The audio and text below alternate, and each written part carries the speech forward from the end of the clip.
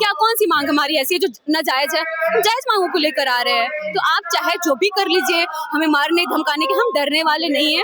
और देखने की बात यह कि डर हम नहीं रहे, डर आप रहे, तभी आप हर तरीके की पैतरे आजमा रहे हैं। कभी पुलिस के डंडों से, कभी किस तरह से आपने देखा कि प्रोटेस्ट में हमारी लाइट को काट दी जाती है, पानी की सप्लाई बंद कर दी जाती है, वॉशरूम तक की सुविधाओं को खत्म कर दी जाती है। तो डर तो आप रहे हैं ना।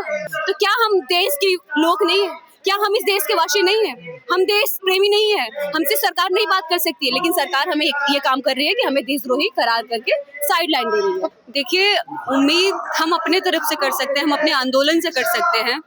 अब धर्मेंद्र प्रधान क्या चाहते हैं और वो क्या सोच रहे हैं, ये तो वो जानते हैं। पर हमारा जो आंदोलन है, चाहे आगे कुछ भी हो, जब तक हमें जो हमारी डिमांड्स है अगर वो फुलफिल नहीं होती है, तो हमारा आंदोलन ऐसा ही चलता रहेगा।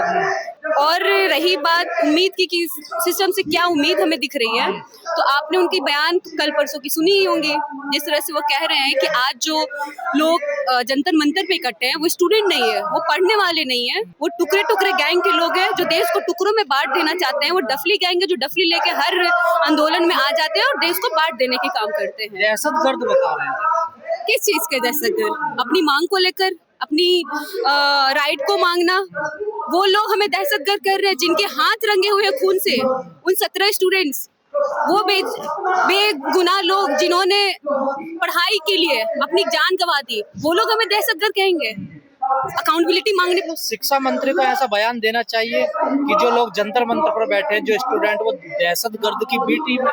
एग्जैक्टली वही बात है ना कि शिक्षा मंत्री, जिनसे उम्मीद हमें ये थी कि वो अकाउंटेबिलिटी लेंगे और सही निर्णय लेंगे हमारे एजुकेशन को लेकर, पर देखते हैं कि ठीक उससे उल्टा चीजें होती है और हमें उल्टा वो कहते हैं कि दहशतगर्द। तो क्या उनको यहाँ जंतर मंतर पर आकर बच्चों के बीच नहीं आना चाहिए, उन्हें पूछना नहीं चाहिए? आना तो बिल्कुल चाहिए था, वरना आज 5 दिन कैसे होता?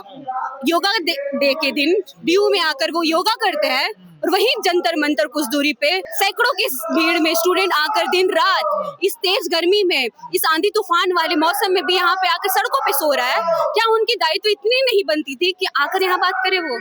तो ये क्या है? सरासर बेशर्मी और एक जो कुर्सी पे बैठने की जो लालच है उनके अंदर है कि सत्ता से खत्म हो जाएंगे। अब कोई भी आंदोलन होगा उसको देश विरोधी से जोड़ दिया जाएगा।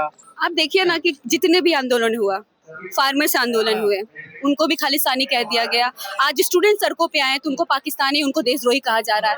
तो ये हमारी ये नहीं है कि हमें क्या बोला जा रहा है, हमें आप चाहे जो भी बोल दो, हमारा हक है, हमारा ये काम है, हमारा दायित्व है आपसे सवाल करना, चाहे सत्ता में जो भी लोग हैं। आज आप है तो आपसे सवाल करेंगे। डेमोक्रेसी में तो जवाब सवाल होते हैं। बिल्कुल होना चाहिए, पर कहाँ है वो democracy? India is democratic country, कहाँ है वो डेमोक्रेसी? आप खत्म कर देना चाहते हैं। जो लोग आपसे सवाल करना चाहते हैं, जो आपसे सवाल करते हैं, आप उन्हें क्या कह देते हैं कि पाकिस्तान से फंडेड है ये इंसान, वहां से डिप्लॉय किया गया है, ये पाकिस्तानी है, देशद्रोही है। तो आज का युवा, चाहे आज का महिला, किसान, चाहे जो भी लोग हैं, आप सवाल करेंगे तो आप मारे जाएंगे या तो आपको देशद्रोही शिक्षा मंत्री का विरोध या पीएम का विरोध देश का विरोध होता है? बिल्कुल नहीं। हम तो अपना मतलब, आप किससे, आपके घर में कोई गार्जियन होता है तो किसी चीज के लिए आप उनसे पूछते हो। देश आपके हाथ में दी गई है, हमने आपको चुना है, तो अगर आप गलती कर रहे हैं, अगर आपसे काम नहीं हो रही है, तो हम आपसे सवाल करेंगे। और हमने आपको चुना है तो हमारा पूरा हक है आपको हटाने का भी। काम नहीं। क्या आप देश यही लोग हो गए हैं? नहीं, बिल्कुल नहीं। देश ये लोग कैसे हो सकते हैं? बिल्कुल नहीं बनने देंगे जब तक ये देश का सरकार का विरोध, देश का विरोध, यही हो रहा है ना देश में। आज तो ये डेफिनेशन बना दिया गया है एक्चुअली में कि जो लोग सरकार के विरोध करेंगे वो देश के विरोध में आ रहे हैं। बिल्कुल ऐसा नहीं है। तमाम लोग इस आंदोलन में भी आ रहे हैं। देखिए, कल यहाँ पर मारपीट भी हुई, झड़प भी हुई। देखिए, बहुत सारे ऐसे लोग जो डे 1 से इस आंदोलन को डिसरप्ट करने की कोशिश में है, लेकिन ये मुट्ठी भर लोग, ये इतने जो लोग आज सड़कों पे हैं, उन्हें दबा नहीं सकते, इनके जज्बों को खत्म नहीं कर सकते, क्योंकि ये लोग अपने हक की मांग, अपनी पढ़ने की मांग को लेकर आ रहे हैं, अपने दैनिक जीवन की जो मांगे होती हैं उसको लेकर आ रहे हैं। तो आप लोग कुछ भी कर ले, नहीं होने वाला है। और जो मीडिया, गोदी मीडिया यहाँ आ रहे हैं, तो आप देख रहे हैं कि आम सोशल मीडिया पे धमकी दी जा रही है, या तो आंदोलन खत्म कर दीजिए, यानी हम ऐसे ही पीटेंगे, ऐसे ही मारेंगे आपको। वो कौन लोग हैं जो ऐसी मांगों के विपक्ष में खड़े हैं कि आप पढ़ने के लिए मांगेंगे तो आपको मारने की धमकी दी जा रही है? तो कौन है वो लोग?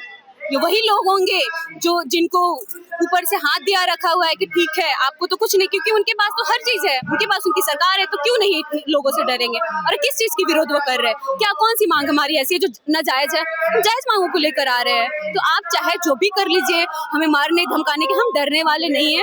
और देखने की बात यह कि डर हम नहीं रहे, डर आप रहे, तभी आप हर तरीके की पैतरे आजमा रहे हैं। कभी पुलिस के डंडों से, कभी किस तरह से आपने देखा कि प्रोटेस्ट में हमारी लाइट को काट दी जाती है, पानी की सप्लाई बंद कर दी जाती है, वॉशरूम तक की सुविधाओं को खत्म कर दी जाती है। तो डर तो आप रहे हैं ना, तो किस तरह से ये कॉकरोच जनजी जिन्हें बोल रहे थे आज सड़क पे आ गया है, तो डर तो आप क्या मांग आप लोगों की गलत है जो सरकार सुन रही है? ये बात क्या आपको लगती है ये मांग गलत है? मुझे नहीं लगती है कि मांग गलत है। एज ए स्टूडेंट हमारी कोई मांग ऐसी नहीं है जो गलत है या फिर हम गलत मांगों के साथ खड़े, बिल्कुल हम मांगेंगे। क्या गवर्नमेंट का कोई डेलीगेशन नहीं आना चाहिए था आपसे? बिल्कुल आना चाहिए था। क्यों इतनी तेज गर्मी में हम यहाँ पे बैठे हैं? यहाँ पे सिर्फ स्टूडेंट नहीं है, बुजुर्ग, महिलाएं, बच्चे सभी आकर बैठे हैं। तो क्या हम देश के लोग नहीं है? क्या हम इस देश के वासी नहीं है? हम देश प्रेमी नहीं है? हमसे सरकार नहीं बात कर सकती है, लेकिन सरकार हमें ये काम कर रही है कि हमें देशद्रोही करार करके साइड लाइन दे रही है। तो क्या सरकार का एजेंडा नहीं है शिक्षा, स्वास्थ्य, रोजगार, जो इन पे बात की जाए? एजेंडा तो इनका यही होता है, पर कब? इलेक्शन जब होती है, जब इलेक्शन होती है तो इनके बड़े बड़े अक्षरों में ये एजेंडा लिखा हुआ रहता है कि हम इतने सरकारी स्कूल बनाएंगे, हम अस्पताल बनाएंगे, हम लोगों के रोजगार देंगे। लेकिन आज देखिए, जो लोग शिक्षा पे बात कर रहे हैं, जो लोग रोजगार की बात कर रहे हैं, जो लोग महंगाई की बात कर रहे हैं, आज उसे पाकिस्तानी कहा जा रहा है। तो ये है प्रोपेगेंडा। पर रैलियों में तो हमने सुना है बीजेपी के नेता को प्रधानमंत्री कहते हैं, मंगलसूत्र ले जाएंगे। ये तो मंगलसूत्र की बात करते हैं। देखिए, ये कहने को तो बहुत सारी चीजें कहते हैं, पर जब बात आती है जिम्मेदारी उठाने की तो शायद इनके मुंह पे टेप लग जाते, चुप्पी हो जाती है, ये फिर तब कुछ नहीं कहते। क्यों नहीं?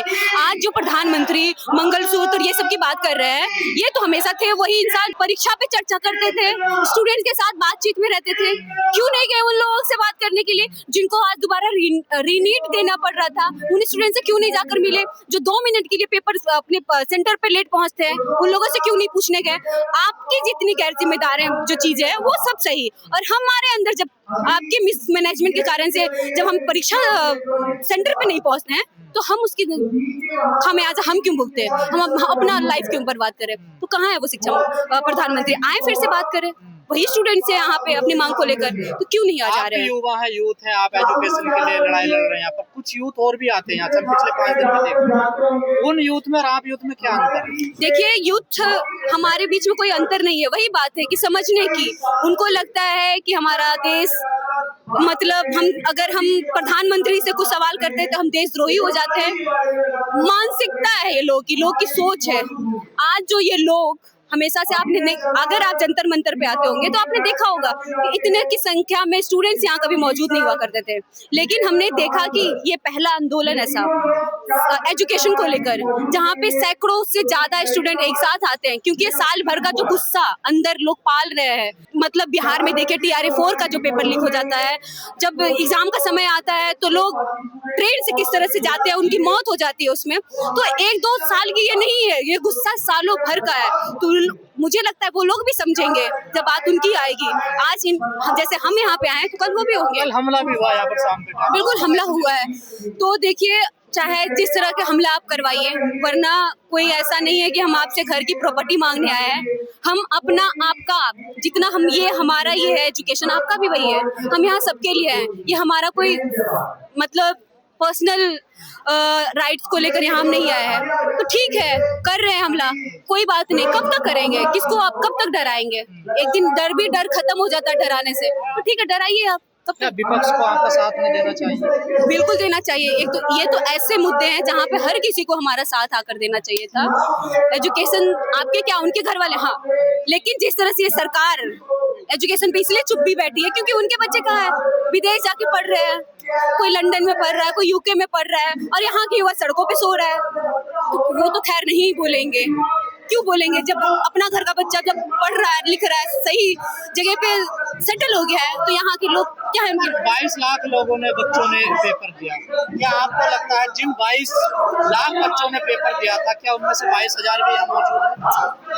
देखिए, हम सोशल मीडिया को लेकर और जो यहाँ की जो उपस्थिति है, हम बिल्कुल जानते हैं कि ऐसा बहुत सा चीज होता है जो लोग नहीं पहुंच पाते हैं, पर सपोर्ट बहुत सारे लोग हैं जो दूर दूर से आते हैं, हर जगह से लोग आ रहे हैं। तो कुछ लोग नहीं आ पाए। कुछ बुद्धिजीवियों का ये कहना है कि जो ये बच्चे सड़कों पे संघर्ष कर रहे हैं, जंतर मंतर पे 5 दिन से बैठे हैं, ये इन लोगों की लड़ाई लड़ रहे हैं जो बीजेपी के वोटर हैं, जो बीजेपी को वोट करते हैं, उनकी लड़ाई ये लड़ रहे हैं। हमारा डिमांड हम बार बार कह रहे हैं, हमारा डिमांड क्या है एजुकेशन को लेकर। तो क्या एजुकेशन बीजेपी के सपोर्टर्स को नहीं चाहिए होता है, या फिर हमें नहीं चाहता है? क्या रोजगार उन्हें नहीं देनी चाहिए? क्या महंगाई पे बात वो नहीं करते हैं?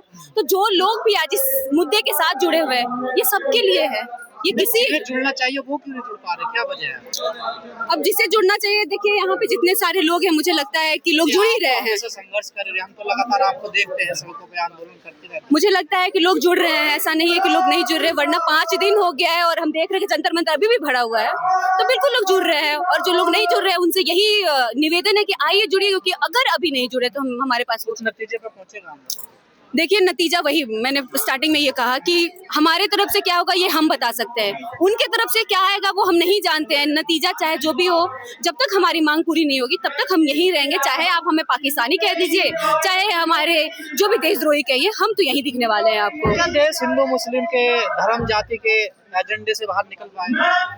बिल्कुल, जिस तरह से अभी माहौल है, जिस तरह से यहाँ पे आज जो ये आक्रोश दिख रहा है, मुझे लगता है कि देश के युवा जाग चुके हैं। अब ये नहीं बंटने वाले हिंदू और मुस्लिम पे, धर्म के नाम पे तो नहीं बंटने वाले, क्योंकि अब उनको सच में शिक्षा, परीक्षा व्यवस्था, रोजगार, महंगाई की बात करनी है, यहाँ पे महिलाओं की बात करनी है, जो आप इलेक्शन में हाथ जोड़ के हमारे सामने आते हैं और जैसे इलेक्शन खत्म हो जाता है आपका हाथ हमारे सर तक भी नहीं पहुँच पाता है। तो बिल्कुल हम अब आपके इस धर्म विरोधी और ये धर्म पे बांटने वाले प्रोपेगेंडा में नहीं फंसने वाले हैं।